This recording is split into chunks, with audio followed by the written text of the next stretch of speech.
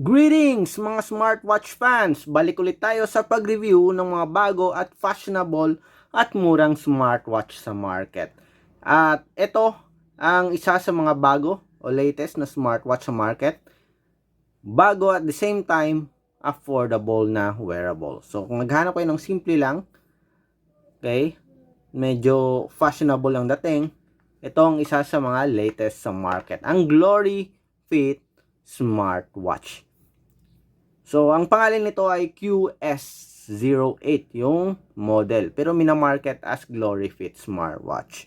Bakit nga ba? Kasi ang smartwatch na ito ay gumagamit ng Glory Fit support app.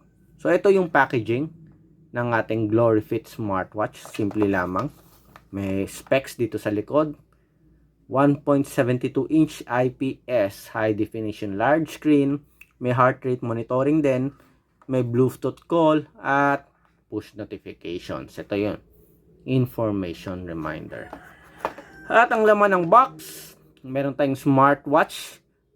May kasamang strap na may quick release pin. Nilagay na natin. Inattach na natin. Ito, charging cradle. Parang pogo pin pa rin siya. So, madali lang i-charge. Hindi na kailangan nag-magnetic. Salpak nyo lang. At direct na to sa USB port. At of course, ito meron tayong user manual. Okay? So, check natin ang design ng Glory Fit Smartwatch. So, napapansin nyo, simple lang. Metal body. Meron tayong button dito. Hindi nga lang rotary. Power on and off lang siya. And of course, return button din. May flexible silicone strap. At may steel buckle. So, check natin ang laman nito, ang contents. Okay, focus lang natin sa smartwatch.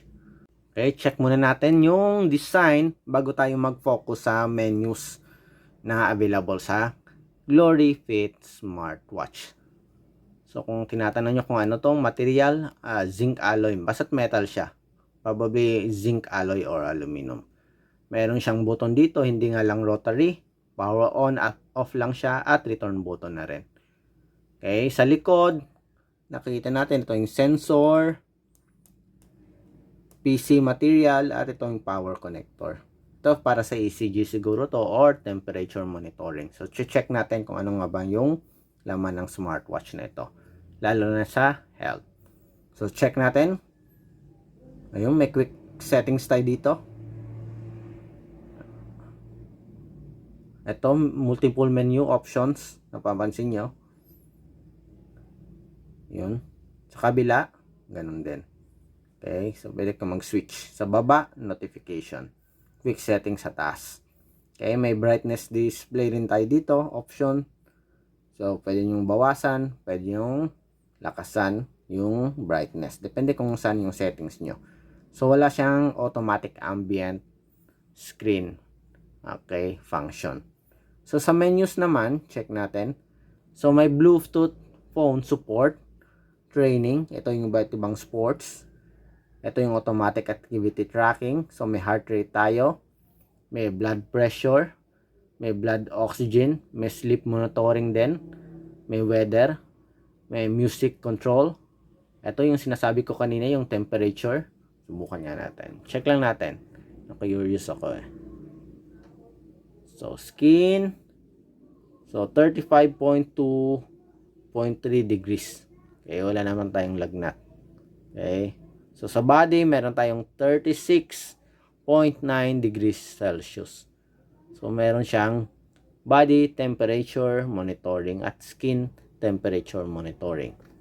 Nice. Okay, ano pa ba? Meron tayong breath training. Okay. Merong message notifications. May alarm. So, may thermometer to ah. May stopwatch, timer, find, flashlight. Meron din. My voice assistance. Sa settings natin, meron tayong watch face, theme, brightness screen, voice, reset, at power off. So, marami siyang loaded na health functions dito. Okay, check nga natin yung sa sports. May running tayo, may cycling, skipping rope, may badminton din, may table tennis, may tennis, alpinism, hiking to, walking, basketball, football, baseball, volleyball, may cricket din, rugby, hockey, dancing, spinning bike, yoga, sit-ups, treadmill. So, marami siyang loaded na sports, gymnastic, boating, outdoor walk.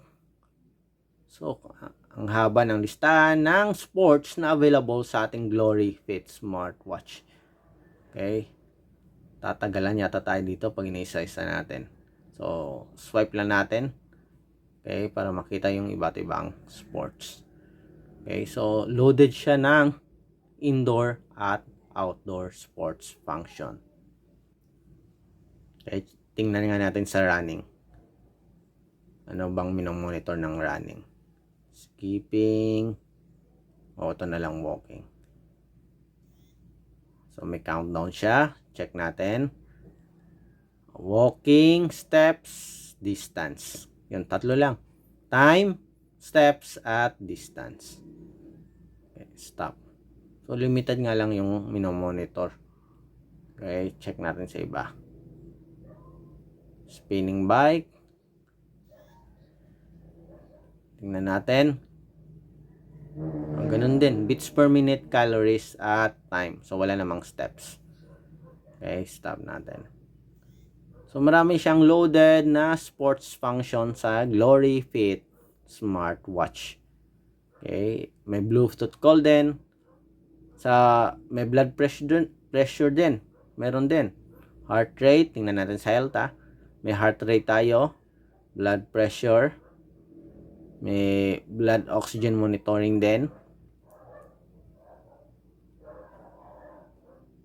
Okay may highs and lows din Meron din. So, ayaw mag-monitor. So, pag hindi mo suot, hindi nag-check. Subukan niya natin. Nag-check ba? Wala. Okay, tumigil. Pag suot natin, ayun, automatic nag-check siya. Okay, nakita niya kung suot mo o hindi. That's good. Hindi lang siya random or fake na sensor. So, tingnan natin kung magkakaroon tayo ng results. 91, 93. Medyo malakas. Okay, mataas. May blood oxygen, may weather, may music control, breath training, meron din. At ito pa, flashlight, find, stopwatch at timer. So, marami siyang feature sa sports. Kompleto rin siya sa health monitoring. Ito, isa sa mga useful to. Body temperature monitoring. Parang may dala-dala kayong thermometer kagad sa kung saan man kayo pumunta. Kasi mayroon dito sa smartwatch na Glory Fit. Okay, hindi lang heart rate, hindi lang blood pressure, hindi lang blood oxygen, meron ding blood temperature monitoring. So, simple lang yung dating, yung itsura ng smartwatch, pero marami siyang functions na loaded sa wearable. Okay, again, ito ay ang Glory Fit smartwatch. Patuloy pa rin ang pag-subscribe sa aming channel, ang smartwatch channel na dedicated sa mga Pinoy. Okay, bye!